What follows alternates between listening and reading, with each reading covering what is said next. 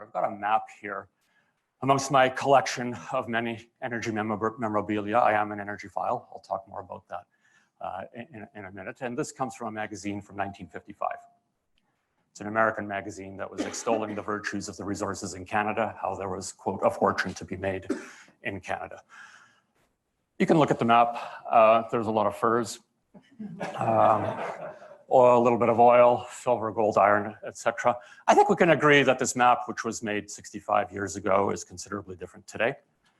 And I think we can also agree that by 2085, it will look yet different again, that there will be transition. That's likely the hydrocarbon age will be potentially coming closer to an end, although that is open to debate. Maybe that startled you. Furs, if you go look in the latest Statistics Canada numbers, is still a $700 million business in this country. So even though it was substituted out by synthetics and of course reviled ethically from many dimensions, passing no judgment, I just make the statement that it's certainly far from a dead industry. And I have been invited to give the keynote speech at the Fur Trappers Conference, where I learned these statistics. Well, let's take a look at the subject matter. It's gonna be quite a different presentation. There is a tendency to put up a lot of charts and graphs and dive right into the minutia.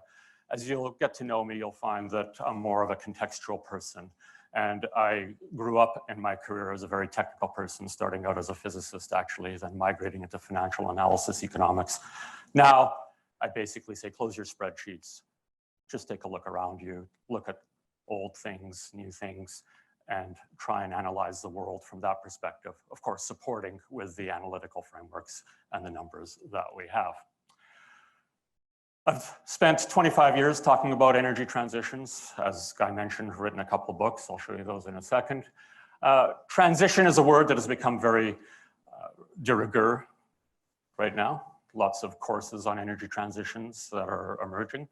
But as I have studied the subject matter and continue to do so, I find that there's actually three phases in terms of understanding energy transitions, whether it's going from wood to coal or from candles to light bulbs or what have you, all of which I will show you. The first phase is some sense of disruption in an industry, followed by denial amongst the participants. And then once denial is reconciled, then you actually do the transition. I will argue to you that there's a lot of denial out there, which is actually inhibiting our ability to transition. So I will give you a broad agenda here that I will first actually start talking about transition. Then I will talk about denial. Then I will talk about disruption. Then I will talk about denial. And I will end with transition. All right.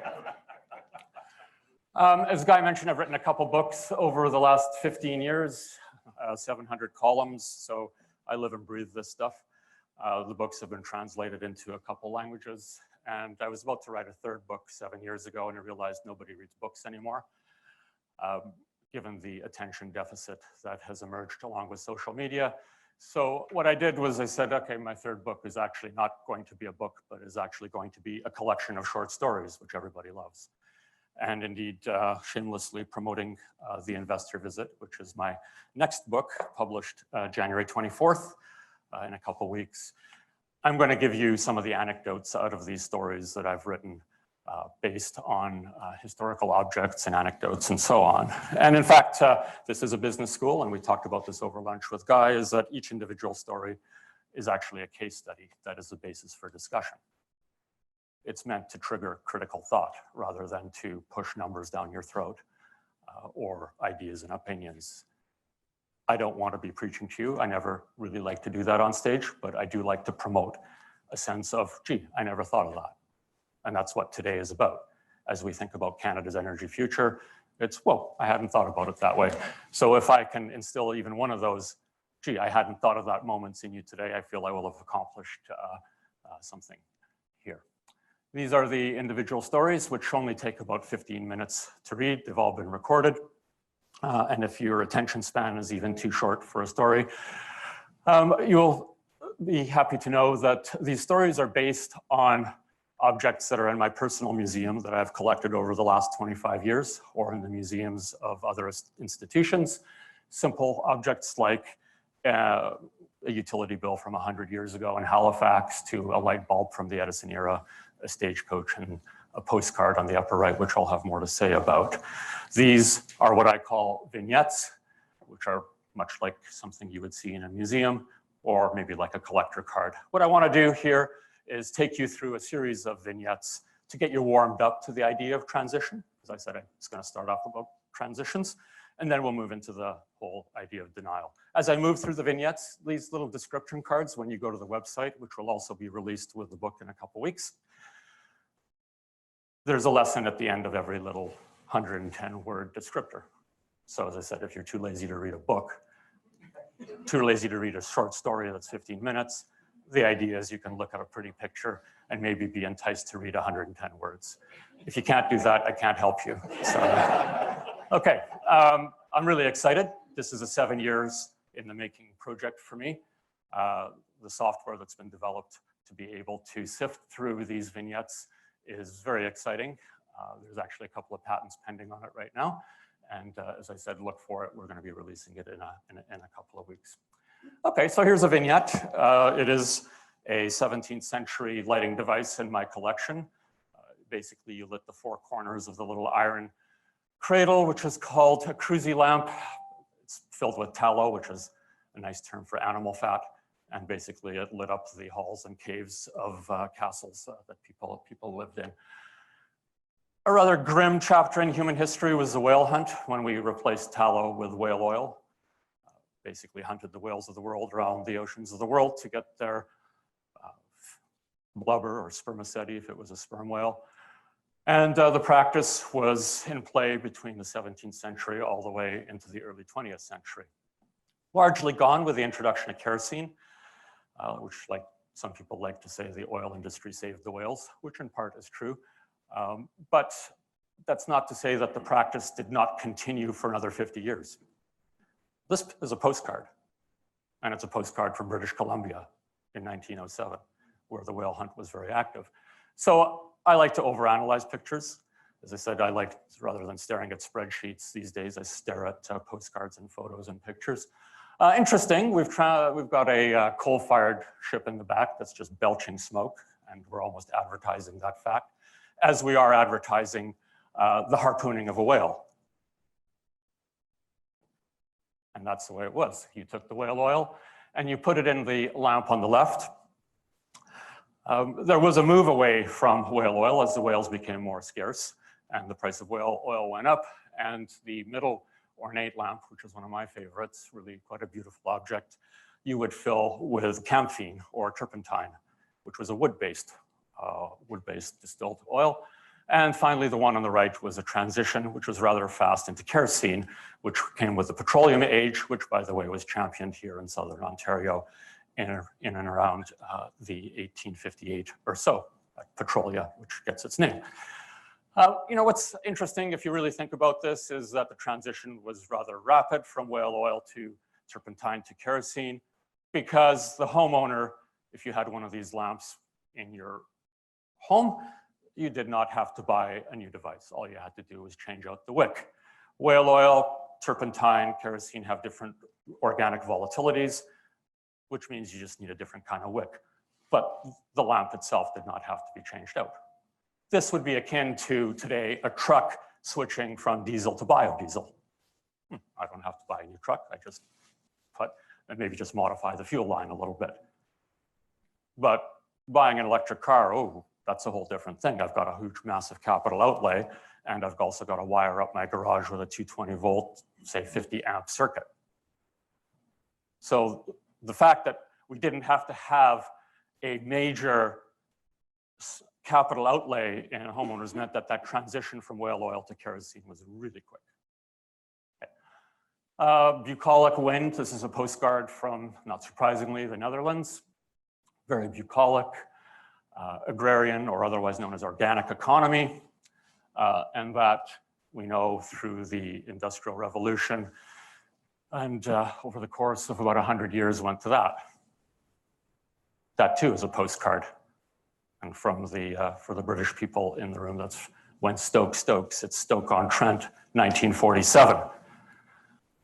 It's interesting why anybody would put that on a postcard. Why does it say, wish you were here? Well, in fact, actually it does. As I look through my fairly extensive collection of energy-related postcards, there is a theme that harpooning whales and making pollution a mess was actually a virtue. Why is it a virtue? Well, because the dynamic of smoke means you use a lot of energy, and if you use a lot of energy, you have a powerful economy. Wish you were here, we are a rich economy. So sad, you are not a strong economy. That's the message. There is a recurring message, and there's many quotations that I could share with you along the way. It teaches us also today that economy and energy, and unfortunately emissions, are inextricably tied together. And that we cannot merely just separate energy and emissions without having some impact on economy, whether we like it or not. And that I will talk about in a chart in a few minutes. This is one of the first oil wells drilled in Alberta, 50 years almost after, 40, 50 years after the industry started here in Ontario, but more prolific amounts were found in Alberta. The prospectus for this exact well, this photo is in my collection. I picked it up in a flea market somewhere, cleaned it up. I did find the prospectus too. This well cost $1 million in 1915, which in today's dollars is 25 million, roughly. That was raised exclusively in the Alberta Stock Exchange in 1915 from 400,000 population Alberta, not 4 million as it is today. This gives us a sense of the entrepreneurship of the business, the roots, and the multi-generational reality of Alberta and the people who have been in and around this industry. Basically, it's in the DNA of a lot of people. So why do Albertans get rankled? It's because a lot of people have multi-generational roots in this business who are very entrepreneurial, and they feel quite slighted whenever they are challenged. And I'll have more to say about that as well. When the petroleum age came, this beautiful carriage, which is in Heritage Park, unfortunately not in my collection, but we are adding a lot of things from other museums to my collection by virtue of these cards, that transitioned to this. As a side note, I purposely put this example in from here to here because this is the McLaughlin Car Company, which was the McLaughlin Carriage Company.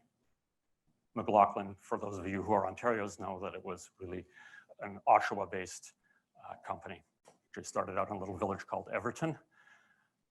They were carriage makers, and they did successfully make the transition to cars, which later became General Motors Canada.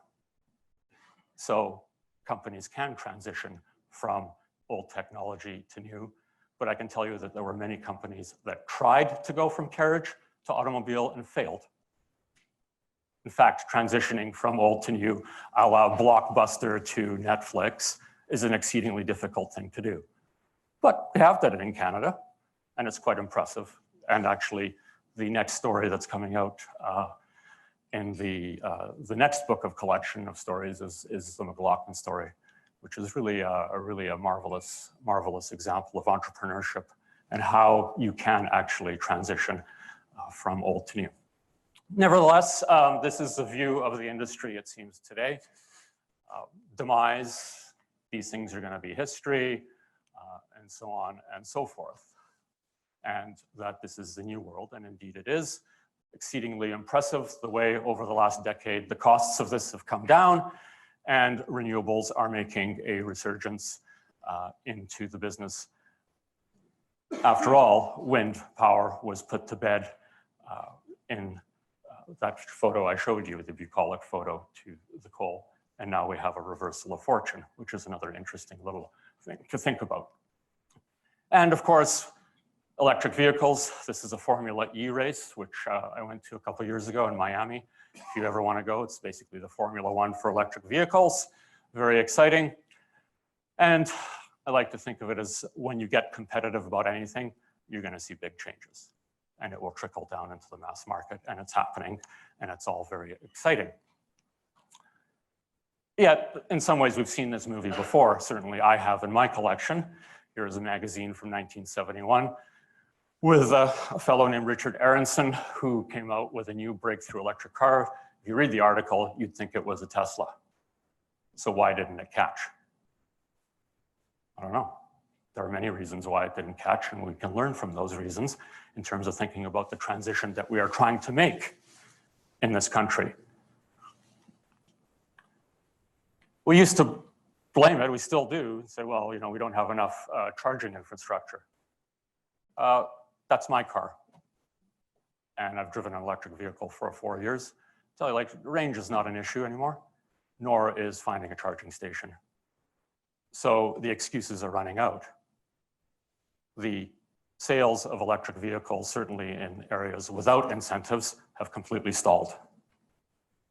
So there's other factors at play when we think about the adoption of vehicles, a transition from one state to another.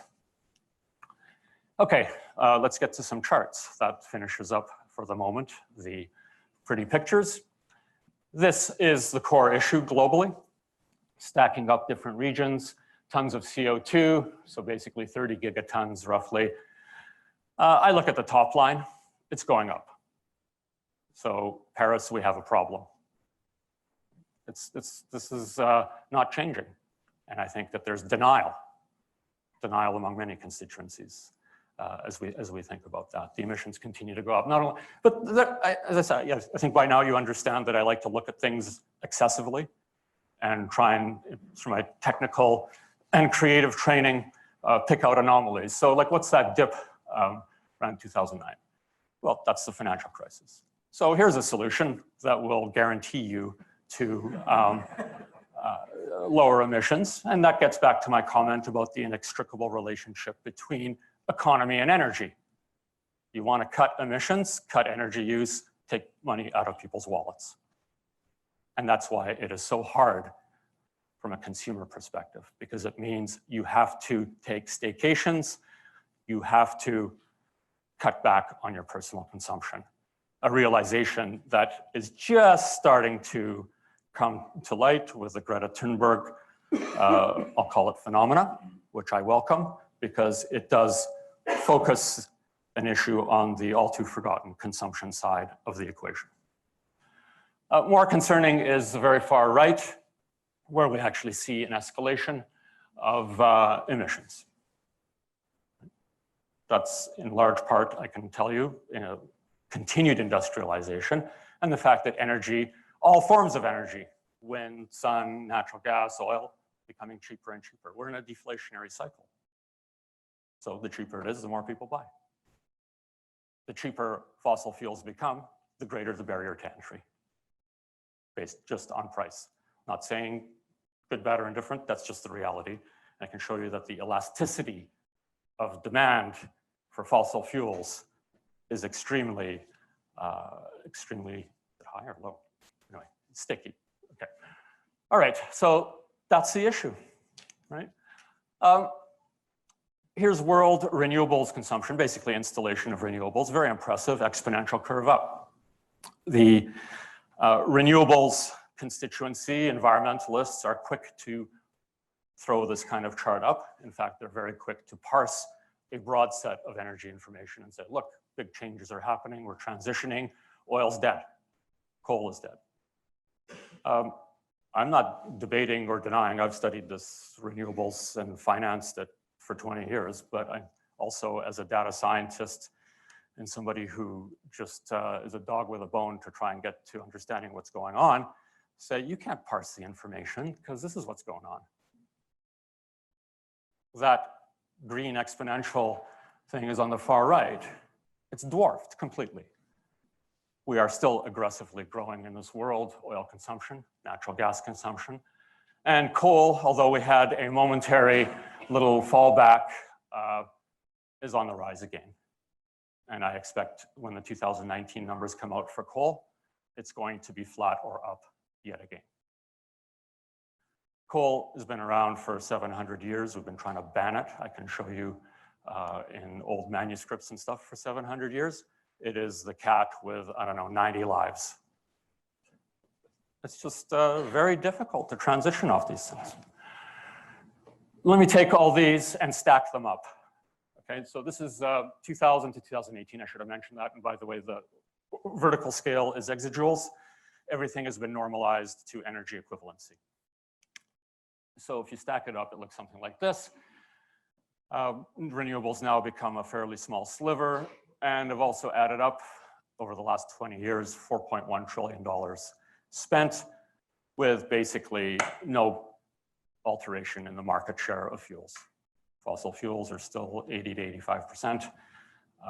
And so it's a very difficult thing to displace. And I would argue too, well, I would just state that we are not transitioning, because transitioning to me implies one of those stacks goes down while the other one goes up. Just like Netflix up, DVD players down.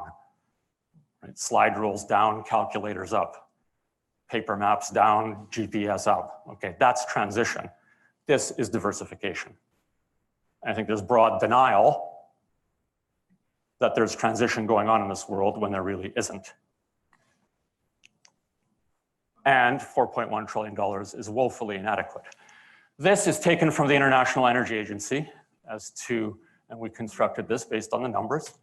That's the Paris Agreement transition scenario. So the green, the top line growth has to either level out through efficiency, and we have to have a substitution with basically renewables or zero emission technologies to push the rest of the stack down.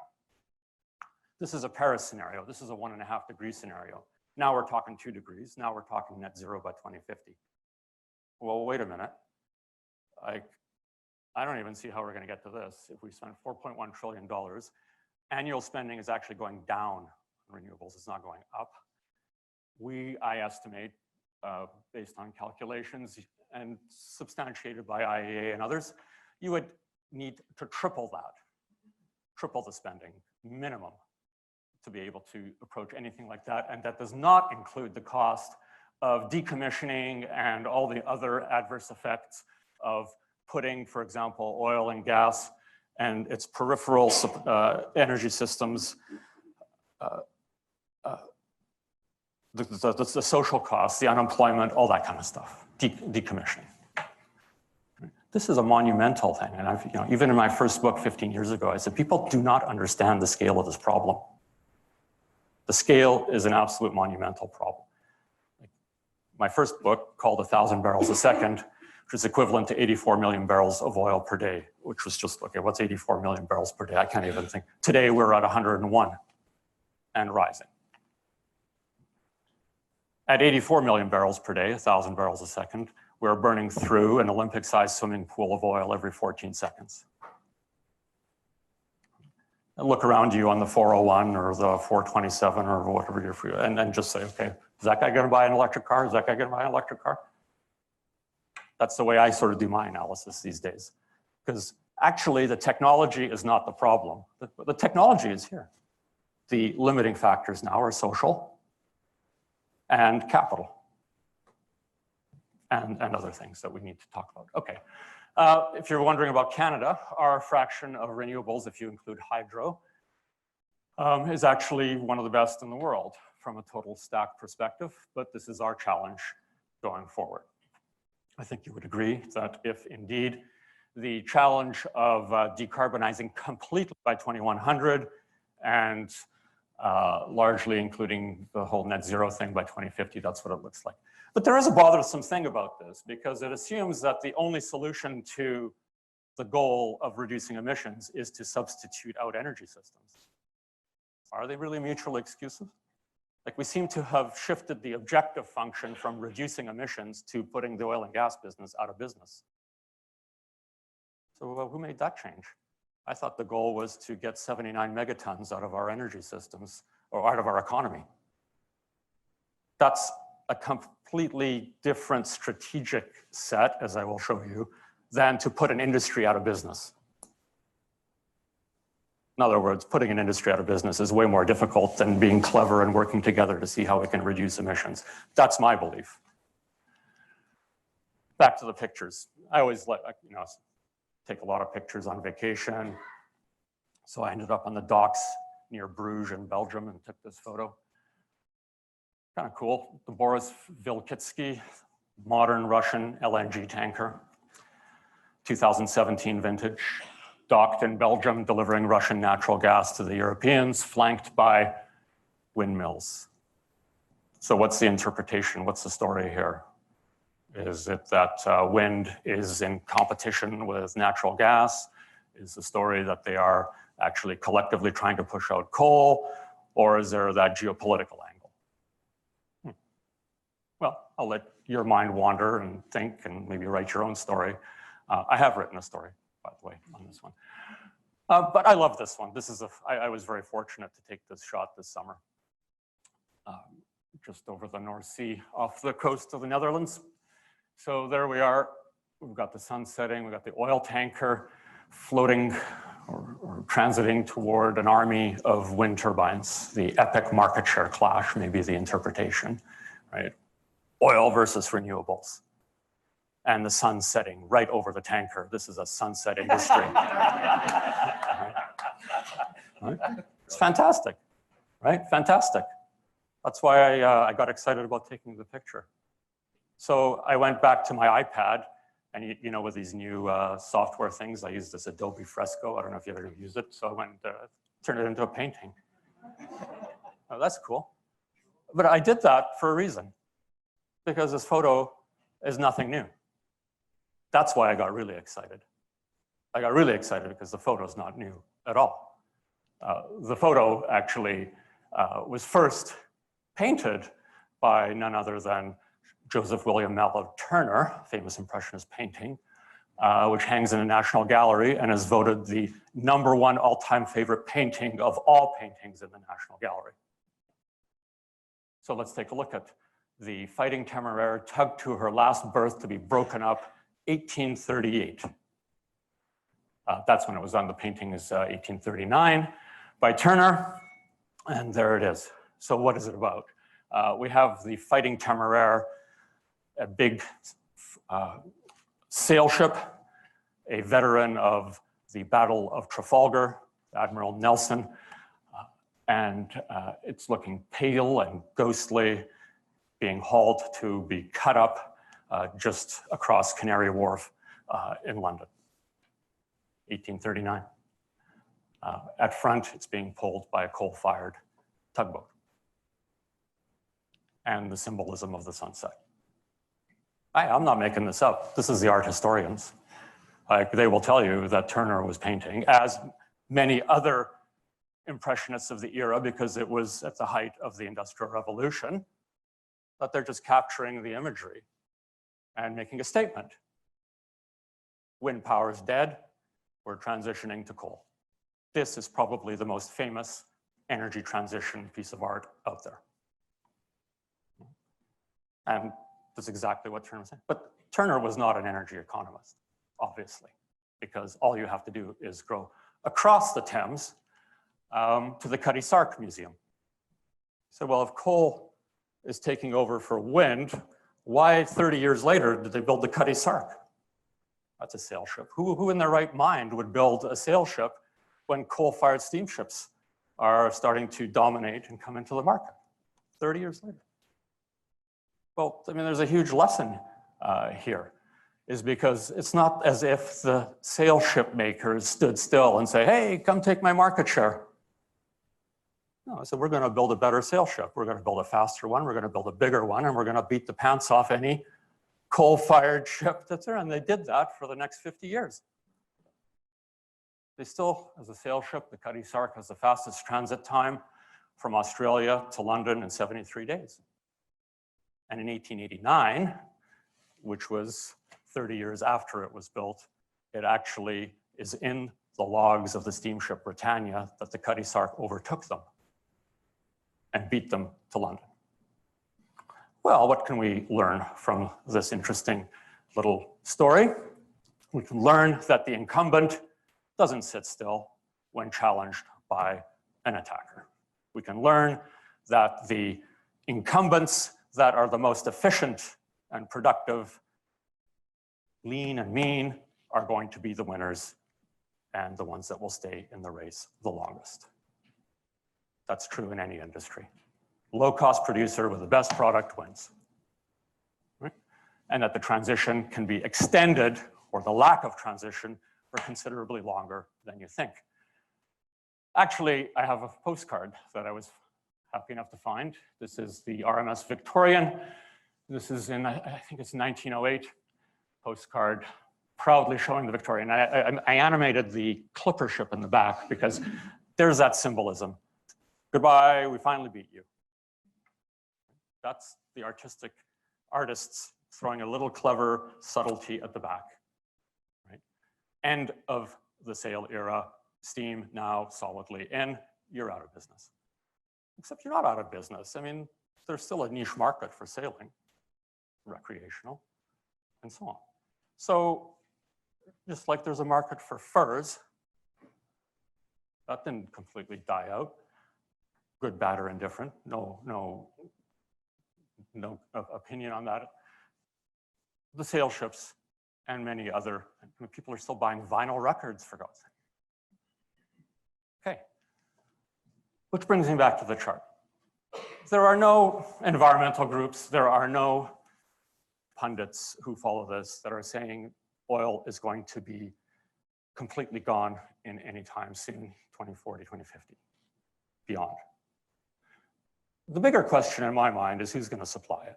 Who is going to be the clipper ship companies in the oil and gas industry going forward? That's what we should be asking ourselves.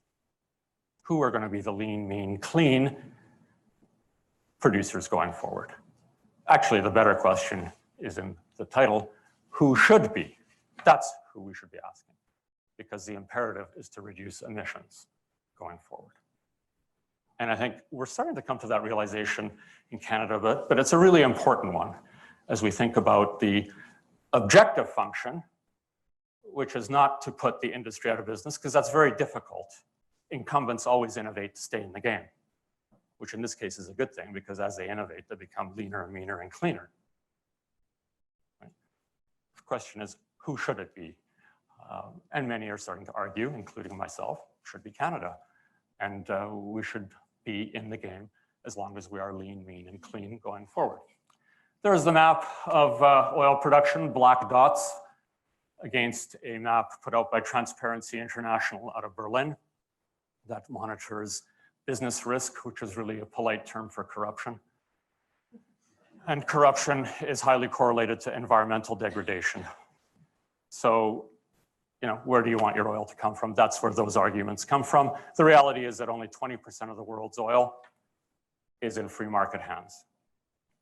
80% is under state control, and a large majority of that 80% is under the feet of highly corrupt countries that have much less regard for environmental sort of issues. Okay, this chart here shows you carbon intensity of barrels of oil upstream from the extraction process. And we don't need to get into the individual names of the different regions of the world where each one of those come from. I want to point out a couple things. The US average has about 60 kilograms of CO2 equivalent in a barrel. The far left can go all the way up to 170, 80, in some instances even higher. And the far right is 20. Each one of those bars is a different play or region in the world. The things to note here is that 180 divided by 20 is a 9-to-1 dynamic range. 9-to-1.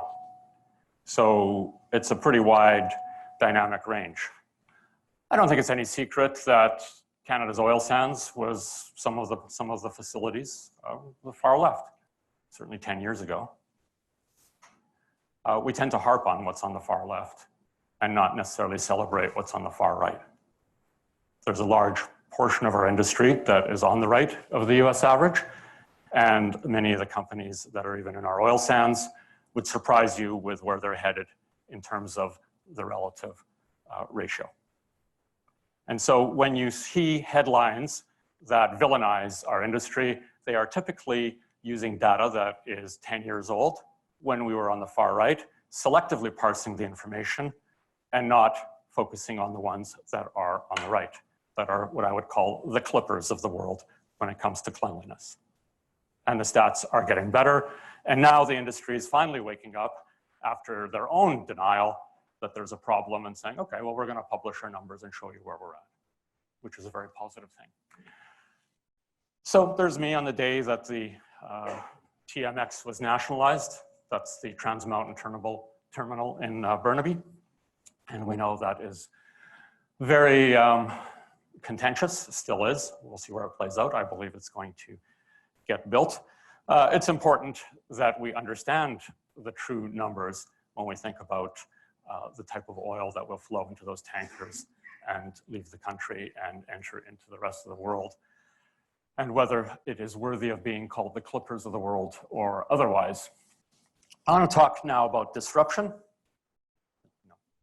Disruption, denial, transition. So we've gone backwards from transition. I've talked about some denial. We'll talk more about it. Let's talk about disruption. Because a lot of the woes of Canada's oil and gas industry are perceived to be exclusively whether or not we get this pipeline built. Now, I'm not trying to minimize the importance of that pipeline, but I will tell you that like any other industry in this world, whether it's entertainment, whether it's retail, whether it's financial services, there's huge disruptive forces from within. Big changes. I mean, Amazon coming into the retail. As I say, well, like, how's the retail industry doing, Peter? Well, I don't know. It depends if you're a corner shoe store or you're Amazon. Like, it's a totally different thing.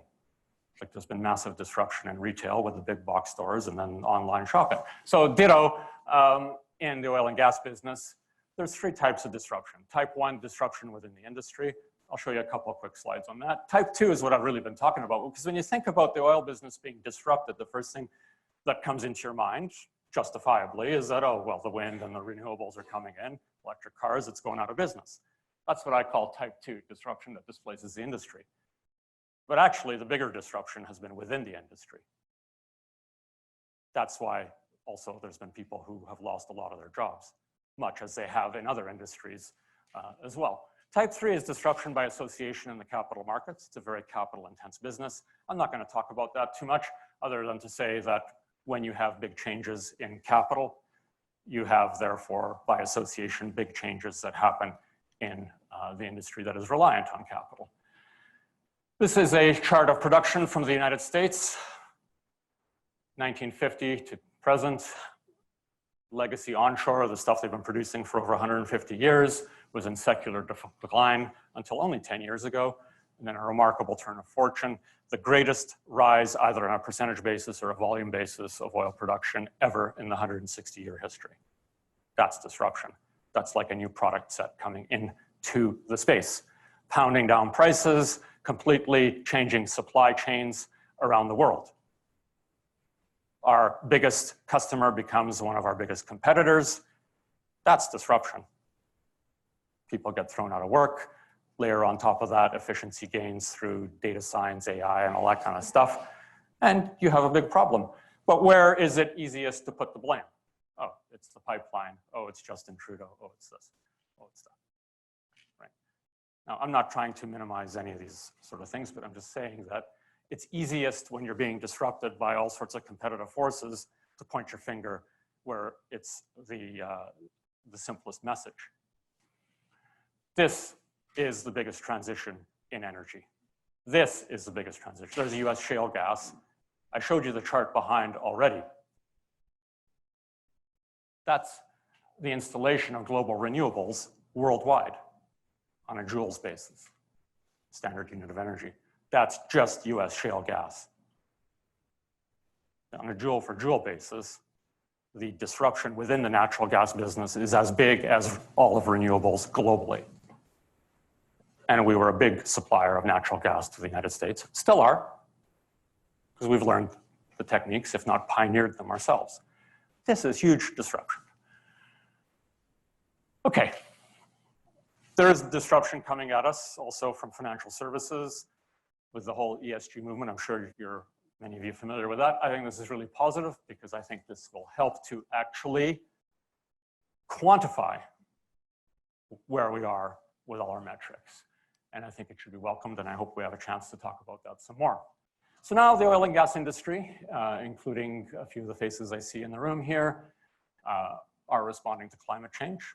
Period of denial is certainly behind us amongst the progressive companies. We have Suncor, Canadian Natural, others globally saying, okay, we're going to be part of the solution. I think that's a very positive thing. So the goal is to reduce emissions. The goal isn't to put companies out of business. Unfortunately, this little cartoon I put together sort of sums it up. Oil and gas person on the left. Oil and gas industry is reducing its emissions. All right, who cares? You will be irrelevant in 10 years. That's a simple message. I think it's time to put the cynicism behind us and also acknowledge that it's not going to be irrelevant in 10 years. We've got a huge problem, and we are loading up the atmosphere with carbon at an astonishing rate every single day. So every ton counts, and the industry can be leaders in becoming clippers and reducing their emissions. And they are, by making statements, some of them saying that we're going to be net zero, and I think you're going to see more. And I think they can be net zero, some of them faster than even 2050. I won't get into this chart. This is Western Canada with all the wells drilled of oil in green, natural gas in red, faded in the back. It's a very complex business. As I said, it's a little bit like asking me, how's the retail business? Well, it depends if you're an independent or you're Amazon or you're Walmart or Best Buy. We've got the full gamut. A lot of the focus is on the oil sands, the lightning rod of the industry. The broader belt of conventional oil and gas is just as big, but it holds the bulk of the employment. It's the non-oil sands actually that's been disrupted more than the oil sands. Oil sands is actually becoming a clipper, contrary to popular belief. It's just that it has not yet been acknowledged, both in terms of cost, and I think it will demonstrate its terms of emissions as well. That's the hidden secret that has yet to get out. The feelings of animosity are amplified by the lack of attention on the demand side. As I like to say, fossil fuels don't emit anything. It's people who burn fossil fuels that emit. Right? So when we think about this, for those of you who have been there, Claude Monet's house in the spirit of Impressionist art. Had to make that trek in Giverny, France, and saw his stove, which I was delighted because I actually own the catalog from which he bought that stove in 1885-ish. Well, you know, the thing is, Mr. Monet made a lot of money, became very affluent, and was able to buy a 10,000 euro stove. And that's just the way it is. The more money you make, the more you feel to buy bigger toys and show it off. Has that really changed? Right. And I think the accountability of this sort of thing is coming, but it's not there yet. And unfortunately, the trend is not good. That trend shows you the number of people that buy bigger and bigger vehicles. Pickup trucks versus just a regular car. And I showed you the 9-to-1 dynamic range of where you get your oil. There is about a 5-to-1 dynamic range between the type of vehicle you buy, big SUV versus small Prius. If you buy one of these, I assure you it's probably 20-to-1. So I like to say the business of energy is everybody's business. Every decision that an individual makes is consequential. The car you buy, the switch you flip. We all have to be part of the solution. I think there's broad denial that that is the reality. As I said, I welcomed the Greta Thunberg thing because I think she's bringing that reality home, and it's uncomfortable. It's very uncomfortable. All right, to sort of glide into the last bit here, what drives change and transition? Done a lot of work on understanding it. There's 6 forces of change. Apologize, it's a little bit small. It's better on the website. We have environment, policy, social forces, geopolitics, economy and business, and innovation and technology. These are things that have a implicitly talk to you about in my slides. And over the years that I've studied it and published, these are the 6 buckets of change. I'll tell you that merely one bucket of change is insufficient to drive a transition. And I feel that that's the trap that we have fallen into, is because we went from Blockbuster to Netflix. So we thought, oh, it's easy. It's all about technology. So therefore, technology is a sufficient catalyst on its own to make the change, but it's not. In energy transitions, you need the right cocktail. I call it the transitioner, the right policy, the right social environment, the right technology, capital, etc. Each transition, whether it's candle to light bulb or horse to buggy like this, horse to car, has its own dynamics. So here's a magazine from, again, about 100 years ago. There's that theme again, look at the car whizzing by the horse, right? The artist taking the liberty, one's out, the new is in. And isn't it interesting? Actually, I can show you more art from this era. The people driving the car are millennials. The young, the modern, the new face of the future, right? So if you think about it, the biofuel horse transitionizes into the petroleum car. But there is a transition function that has to be right to make it go from A to B. So when we think about gasoline car to electric car, the question becomes, what are the right conditions? Are we focusing just too much on technology, or do we have to get all the things right? And it's important because now, sort of bringing back my technical, sort of mathematical background, I think of it as a transformation. You're in a current energy state, current state, and you want to go to a future state. Okay, what are the things that are going to take you from present to future? What are the variables? Do we have all the right cocktail of variables to make it happen?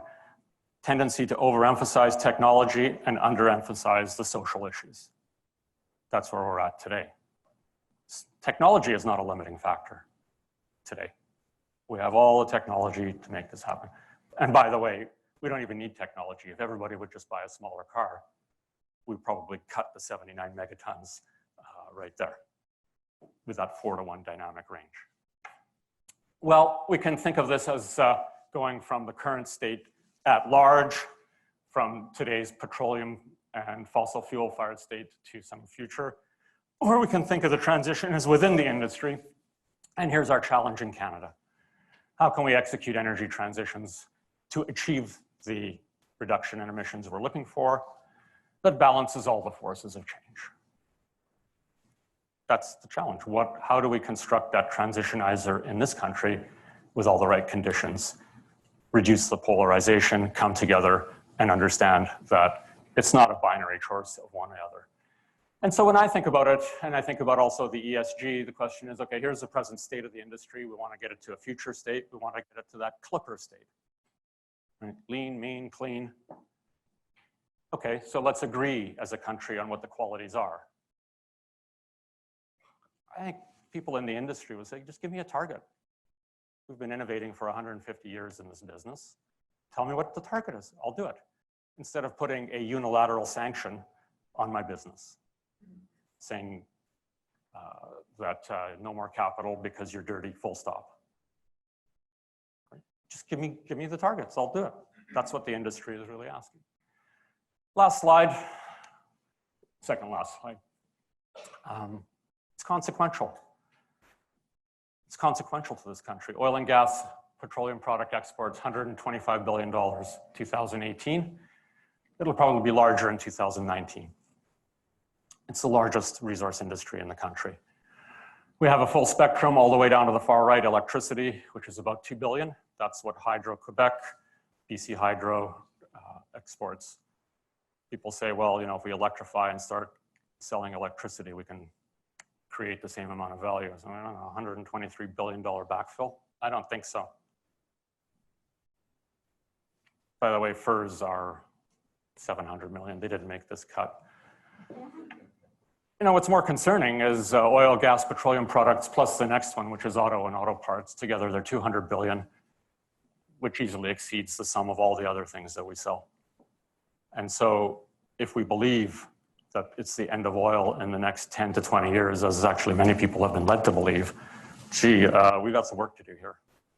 We better start thinking about how we're gonna handle this transitionizer, lest we have really impactful fiscal issues, as well as employment issues and so on, not only in Alberta, but here in Ontario as well. I don't know if there's any students in the audience, but as part of this Energy File project and the pursuit of interpreting photos and pictures, the guy and I got together and said we were going to give a $2,500 prize to the best essay. So we gave the students this postcard from Ontario, which was written to somebody in Alberta,